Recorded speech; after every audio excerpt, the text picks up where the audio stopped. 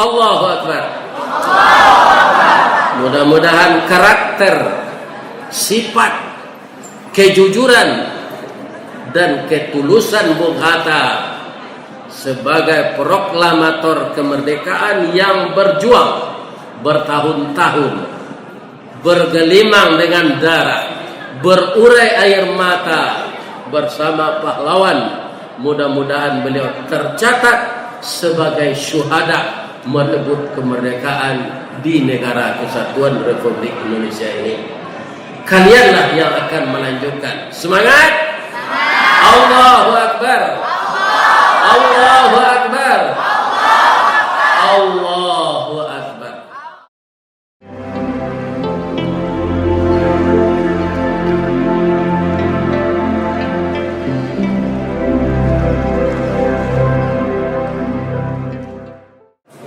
Assalamualaikum warahmatullahi wabarakatuh.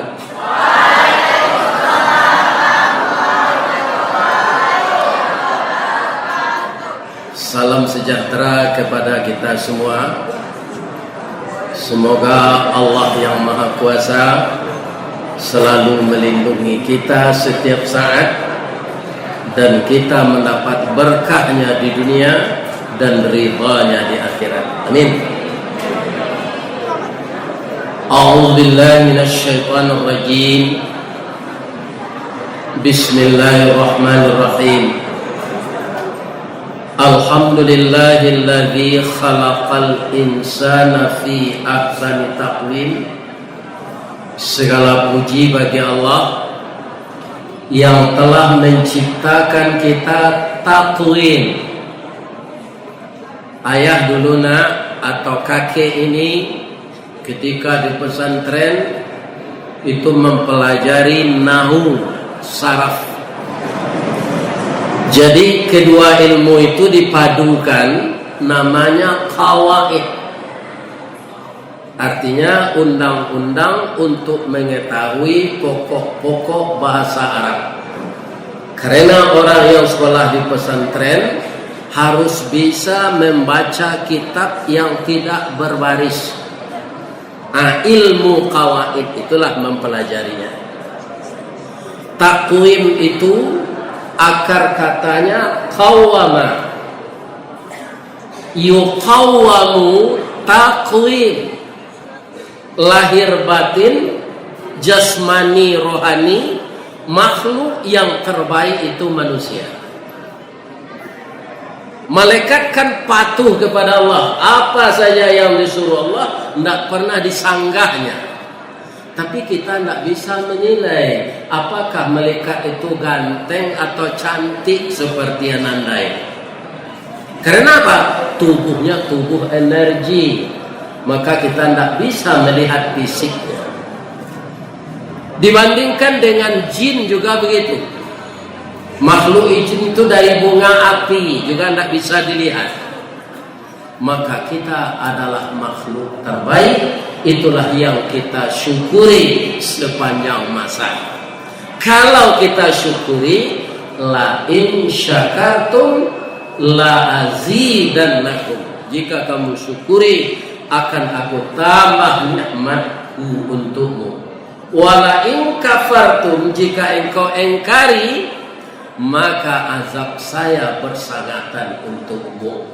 Mudah-mudahan kita selalu manusia yang bersyukur sedalam-dalamnya kepada Tuhan dan memujinya setinggi-tingginya. Amin. Yang kita hormati Bapak Rektor, Bapak Wakil Rektor, Bapak Dekan, Wakil Dekan, ibu-ibu semuanya, para dosen, guru besar yang mengabdikan diri beliau di Universitas Bung Hatta. Yang dihormati bapak-bapak ketua jurusan beserta ibu-ibu. Terakhir kepada generasi muda cucu kami yang disebut oleh beliau tadi Bung Hatta Junior. Allahu Akbar. Mudah-mudahan karakter, sifat, kejujuran dan ketulusan Bung Hatta sebagai proklamator kemerdekaan yang berjuang bertahun-tahun, bergelimang dengan darah, berurai air mata bersama pahlawan. Mudah-mudahan beliau tercatat sebagai syuhada merebut kemerdekaan di negara kesatuan Republik Indonesia ini. Kalianlah yang akan melanjutkan. Semangat! Allahu Akbar! Allahu Akbar! Allahu Akbar! Terima kasih banyak Pak Rektor beserta seluruh keluarga besar Universitas Bung Hatta yang mempersilakan saya untuk berceramah di hadapan anak cucu saya yang baru saja diterima sebagai mahasiswa baru di Universitas Bung Hatta ini. Mudah-mudahan saja anak cucu kami ini menjadi manusia yang berhasil guna dan berdaya guna untuk bangsa, negara, dan agama kita. Amin. Ya. Jadi pagi kini kita bercerita saja. Kenapa? Karena inyi kamu ini, gae kamu ini, aye kamu ini orangnya tidak berpendidikan tinggi. Ilmu kurang, sekolah tangguang, mengaji tidak sampai katam, sulit lah inyi bercerita. Tidak mungkin si bisu ke menyanyi, mustahil si lumpuh ke menari, ba'ano si buto ke memilih. Jadi kita bercerita saja. Cerita naranca. Saya minta kepada Ananda semua, apa cerita kita yang baik bagi? Kalau judulnya apa tadi? Bung Hatta muda berkarakter tangguh dan berprestasi. Ya kan? Judulnya sederhana, ini pengertiannya mendalam. Jadi jangan ada kita yang tidak berprestasi. Di dalam kehidupan antara baik dan buruk itu tidak bisa dipisahkan. Antara musibah dan nikmat datang saat silih berganti. Siang dan malam akan bertukar. Hujan dan panas akan juga datang berganti-ganti. Itulah kehidupan dunia ini. Maka Allah menyebut wa mal hayatud dunya illa la'ibun wa lahwun. Tiadalah kehidupan dunia ini hanya permainan dan senda gurau.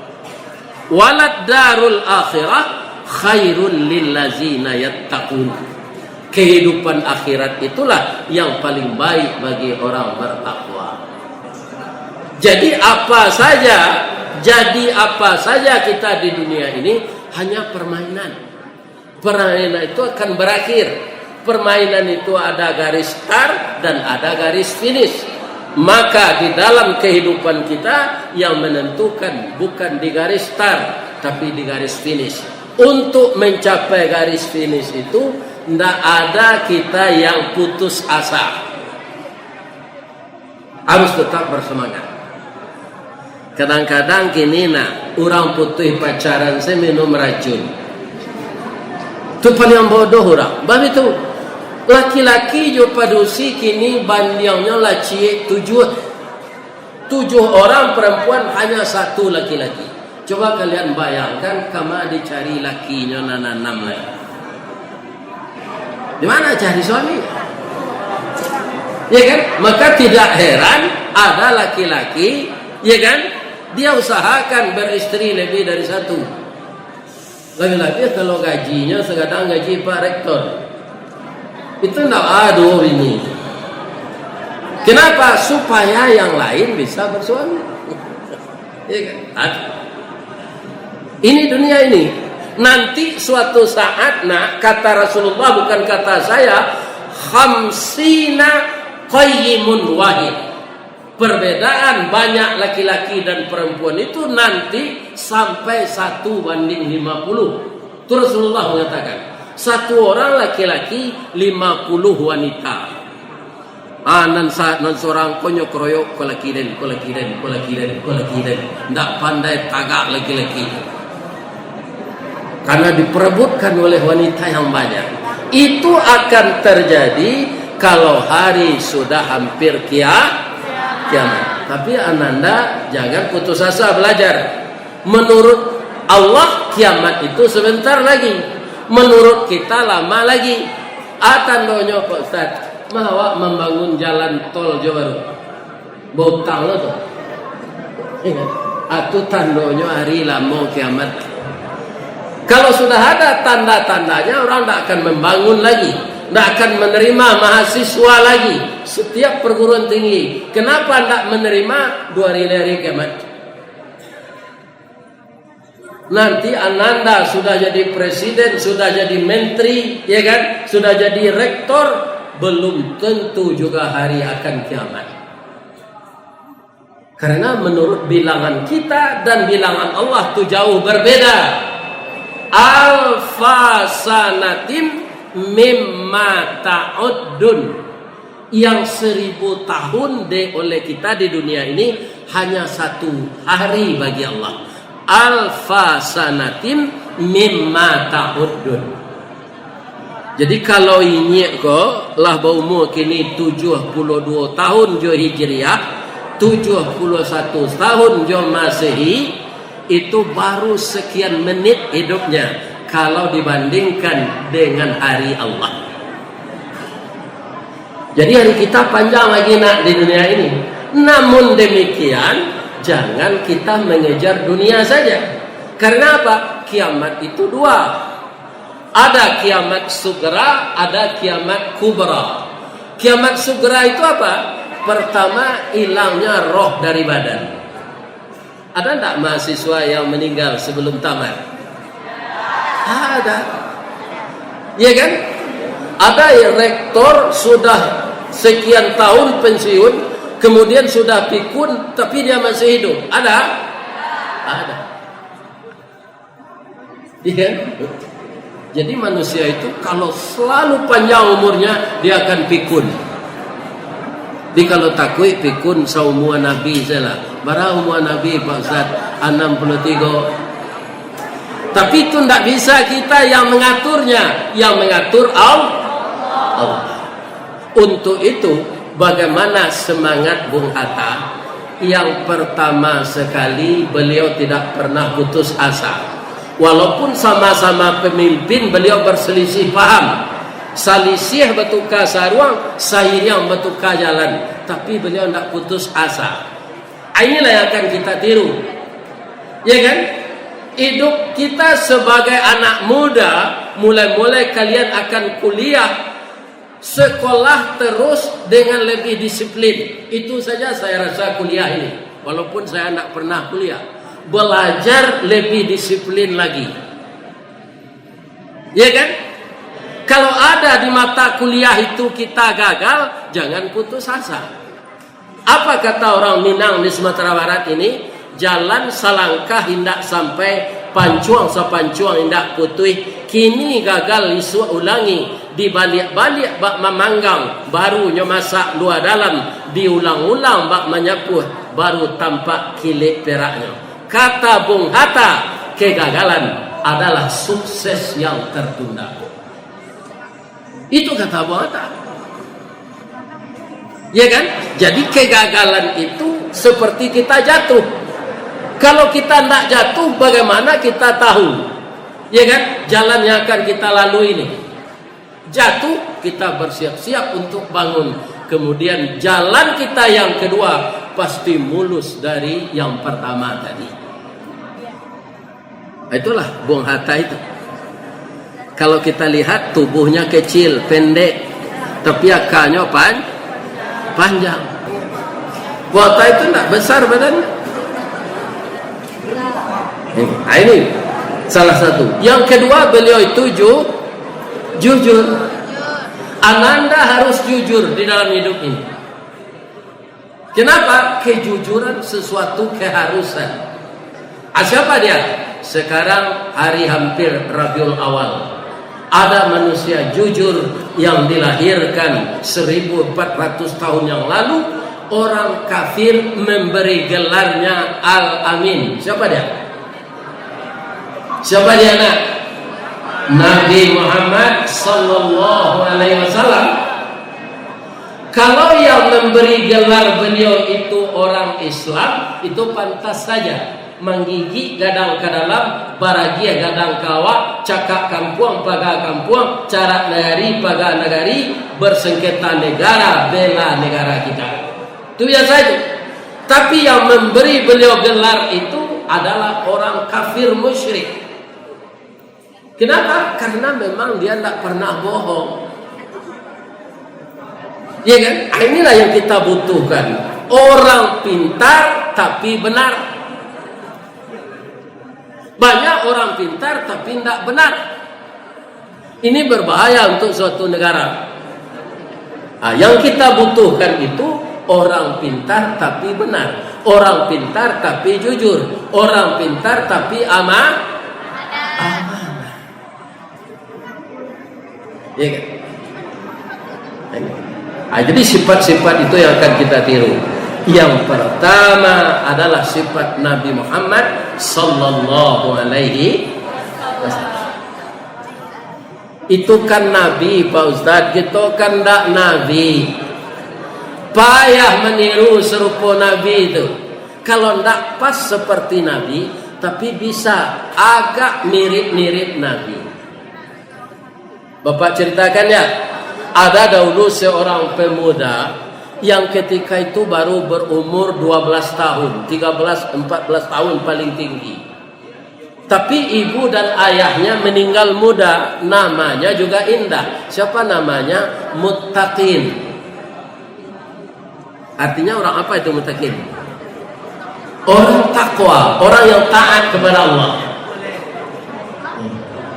Apa kata orang tuanya? Muttaqin, kalau kami tidak ada lagi bahan makanan untuk engkau makan hanya untuk setahun. Setelah habis ini nanti kamu harus bekerja keras.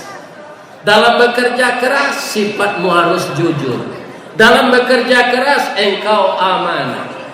Kalau engkau punya orang tua angkat, jangan disangka orang tua angkat. Samakanlah dengan bunda kandungmu. Kok pandai berkain panjang, samo jo rancak kain sarung. Kok pandai bain duat samang, samo jo sarancak bundo kanduang. Nah, walaupun perutmu lapar, jangankan mencuri, barang yang engkau dapatkan di jalan saja tidak boleh dimakan. Itu tidak hak kita. Jadi kalau ada Anda dapat sesuatu di jalan, walaupun harganya mahal, jangan diambil.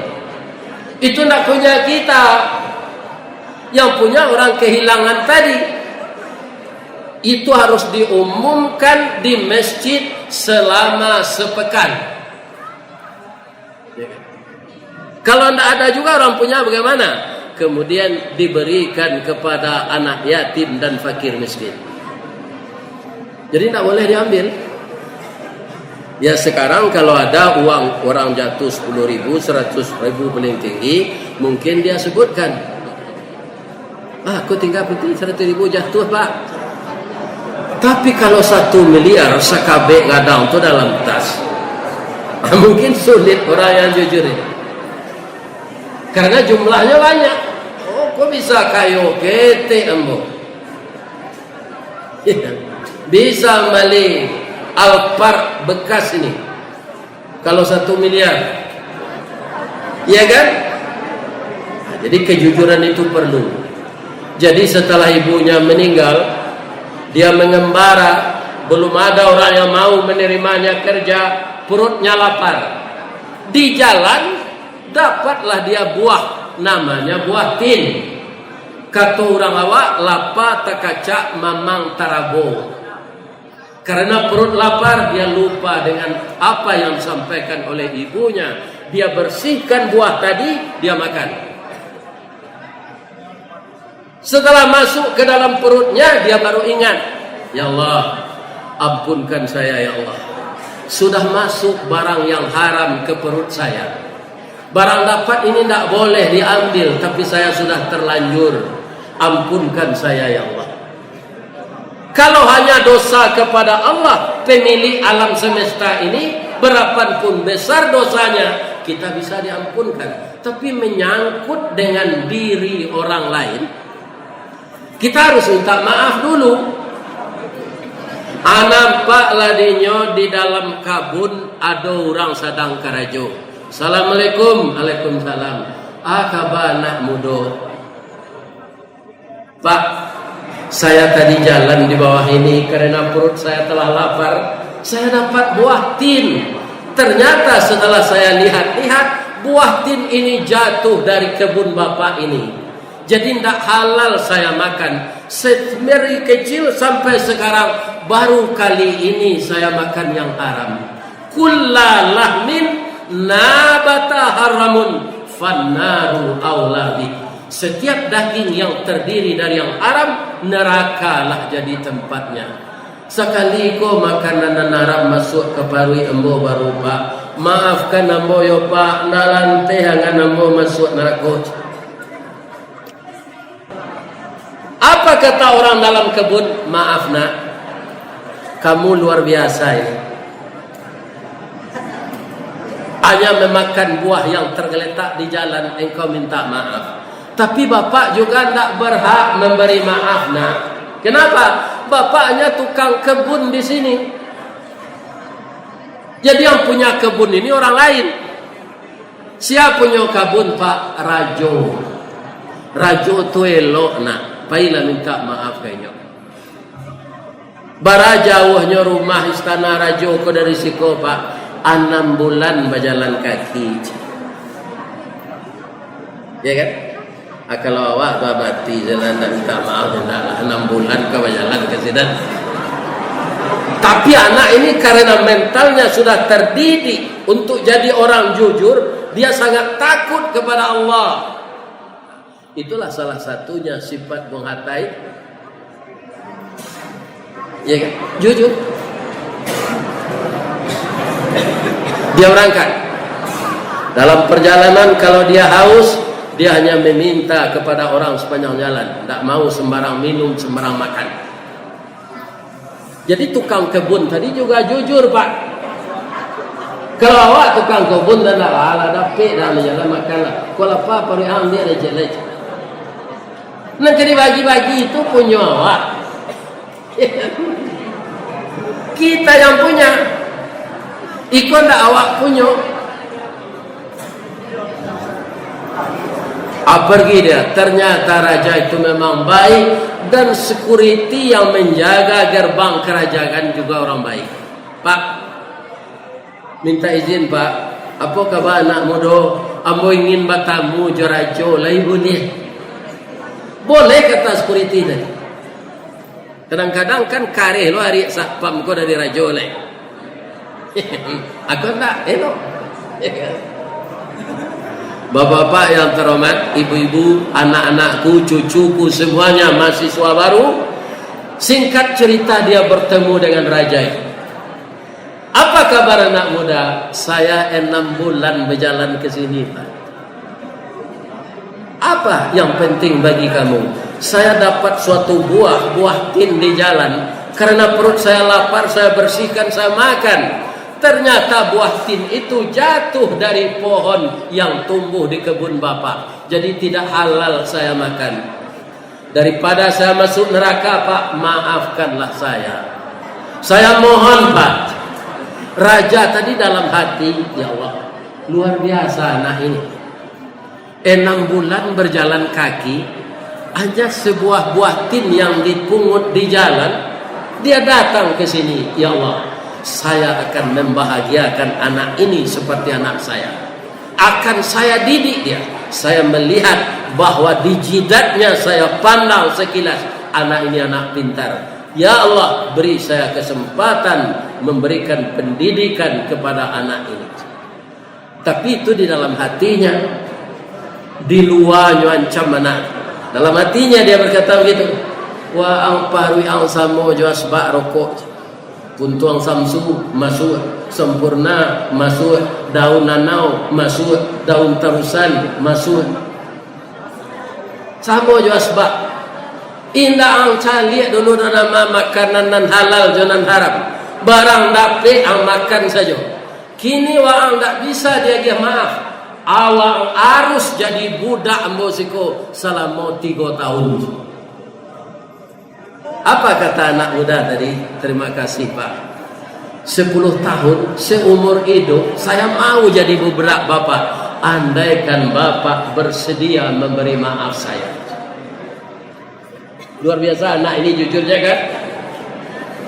Benarkah dia jadi budak di sana? Tidak. Dia disuruh tinggal di pustaka untuk mempelajari buku-buku yang bermanfaat untuk menambah ilmu. Apa kata pembantu lain? Nyo kemeresek kerajo jan. Wa angkat to rajo di pustaka ko se.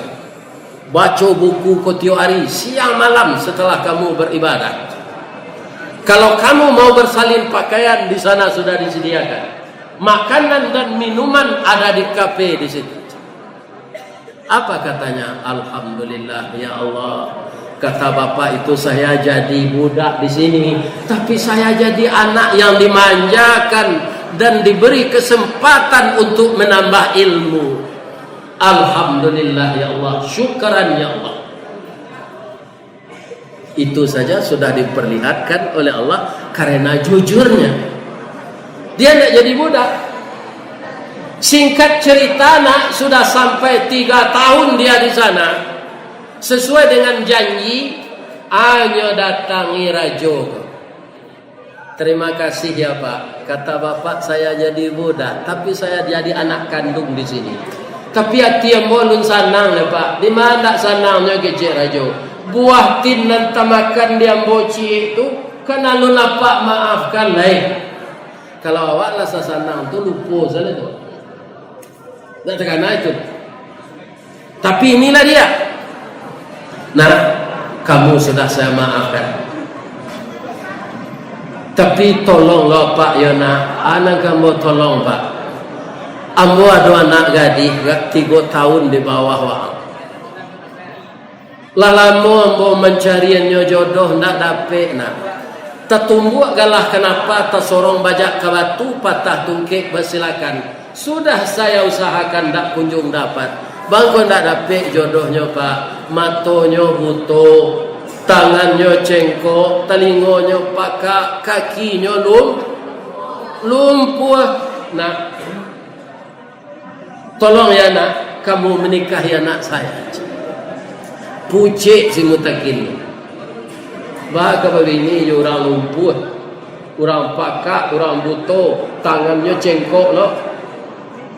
Kalau tiba di lagu dapat cengkoknya tu jadi juara. Tapi kalau tangan cengkok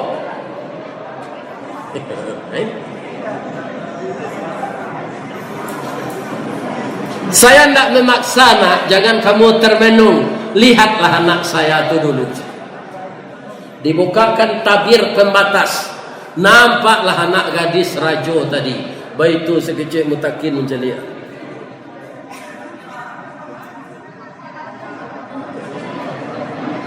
Yo kaju ide anak rajo tu anak naneh dah.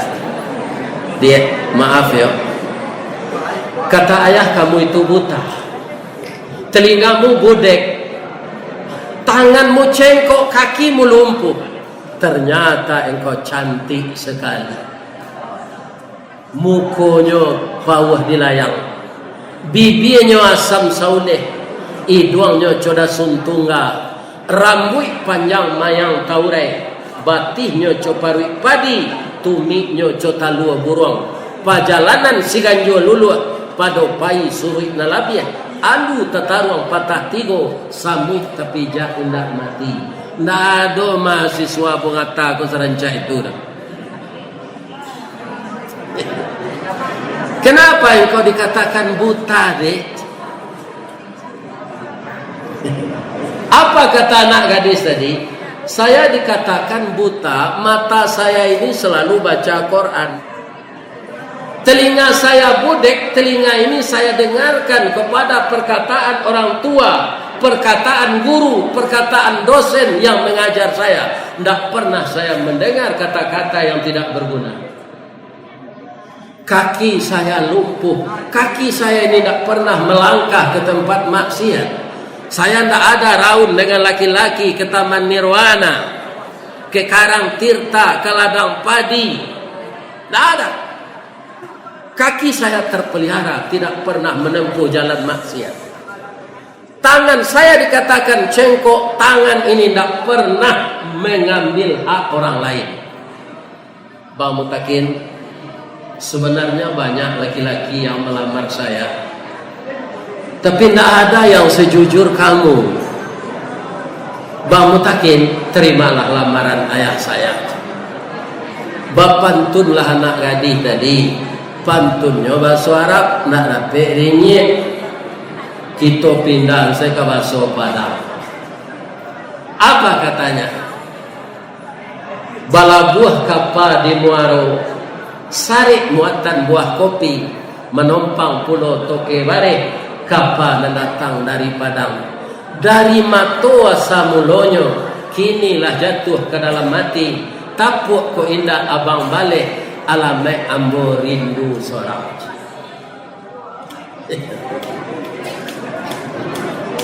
Akhirnya apa kata Mutakin? Saya ini berasal dari orang miskin, tidak pantas saya untuk kamu. Maka Mutakin tadi lari keluar. Dipakainya bajunya yang jelek-jelek dulu. Kemudian anak raja itu lapor kepada ayahnya. Mana Mutakin tadi ayah? Dia sudah pergi. Kenapa ayah biarkan? Katanya dia tidak pantas jadi suamimu. Ambola jatuh hati kepadanya, ini anak jujur. Acarilah kecil. Anyo pakai lo pakaian buruk-buruk dia anak gadis itu, nyopaci buatin cik.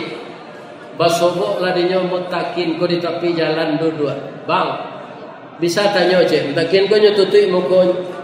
Tanya dia. Halal tak dimakan buah nandapek di jalan? Jangan, kata Mutakin. Saya karena makan buah di jalan ini 6 bulan pergi mengikuti istana raja mencari minta maaf kepadanya. 3 tahun saya di sana menjadi budaknya. Sekarang saya diminta untuk menikahi anak. Jangan dimakan, jangan dimakan. Nyobokan cadarnya. Nampaklah wajahmu tak kajib Mutakin. Ternyata kamu ya. Apa kata anak gadis tadi? Bang, hatiku dalam hatimu. Mari kita pulang. Ya kan? Adi balihlah dek Mutakin pantunnya saat itu. Coba suara nak dapat lo dinye. Dipindahan saya ke Baso Minang. Kapal ketek di Lamun Nombak. Kapal datang di Bengkulu. Dek riak tiba di tapi sampailah juo ke Subarang. Pandai bana adik menembak indak jo piluru, jatuh sawalah atong ati, jatuh sawana indak ditembak jo Maryam, tapi jatuh sawalah jantung hati. Maka saya terimalah cinta. Akhirnya menikahlah dia dengan anak raja tadi. Sudah berapa nikmat? Karena kejujuran. Pertama, ilmu bertambah. Yang kedua, maaf sudah didapatkan. Yang ketiga, dapat gadis cantik yang jujur pula. Kalau kita tidak jujur, nanti kita akan dipertemukan oleh Allah dengan jodoh yang tidak jujur pula. Kalau kita berselingkuh, akan dapat pula pasangan yang suka berselingkuh. Kalau kita jadi pelakor, juga suami akan dijadikan oleh Allah sebagai hidung belang. Maka semuanya di dunia ini batapuk nak sabalah tangan. Setelah sekian tahun menikah, apa kata raja tadi? Mutakin, ke kantor saya sebentar. Dan apa kabar Pak? Ambola gae Mutakin, ndak punya anak laki-laki. Anak ambo cie konyo istri kamu. Maka sekarang saya ingin menggantikan jabatan ini untuk kamu. Maka diangkatlah saat itu Muttaqin menggantikan raja tadi. Ini buah dari kejujuran. Ya kan? Untuk itu ini salah satu sifatnya Bung Hatta senior yang sekarang anda adanya fotonya, orangnya nggak ada lagi. Mudah-mudahan beliau masuk surga. Amin. Itu yang akan kalian tiru untuk menghidupkan, mengharumkan nama Universitas Muhammad. Mudah-mudahan saya doakan ananda semuanya, cucu-cucu kami yang akan menggantikan orang yang tua-tua ini berhasil dalam pelajarannya. Saya doakan lagi menjadi tokoh-tokoh seperti Bung Hatta di masa depan yang akan mengharumkan nama bangsa dan negara ini. Allahu Akbar. Allahu Akbar. Allahu Akbar. Semoga ini dikabulkan oleh Allah Subhanahu wa taala. La ilaha illallah wa asyhadu anna Muhammadar Rasulullah. Astaghfiruka wa atubu ilaik. Banyak maaf. Assalamualaikum warahmatullahi wabarakatuh.